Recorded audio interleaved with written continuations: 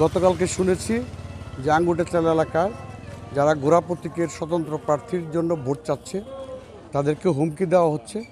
আমি বিনয়ের সহিত বলি, আপনারা যারা গোড়া প্রতীকের কর্মী যারা ভোট চাচ্ছে তাদেরকে আপনারা হুমকি দিবেন না, দয়া করে আপনারা ভোট যুদ্ধ করেন, জনগণকে বুঝিয়ে যদি আপনারা ভোট নিতে পারেন সেই ক্ষেত্রে আমার কোনো আপত্তি নেই। আর জনগণ আমার পক্ষে আছে, তাদেরকে বিভ্রান্ত করবেন না। এটা নিরসনের জন্য আঙ্গুটাচালা এলাকার ভোটারদের মনোবল যাতে নষ্ট না হয় তার জন্য আমি আঙ্গুটাচালা যাচ্ছি। ওইখানে যে আমি আমার সমর্থক ভক্তদের সাথে কথা বলবো এবং তাদেরকে আমি বলবো আপনারা নির্বিঘ্নে কাজ করেন। যদি আপনাদেরকে কেউ মারতে চায় আপনারা মার খাবেন। আমি সংবাদ শুনে আসব, আমাকে যদি মার দেয় সেই মার খেতেও আমি প্রস্তুত আছি। সকলকে ধন্যবাদ। আমি আমার কর্মীদেরকে বিভ্রান্ত হতে না করব এবং পাশাপাশি আমি মাঠে ময়দানে সকল জায়গায় এই বিভ্রান্ত জিনিসটাকে আমি ফেস করব।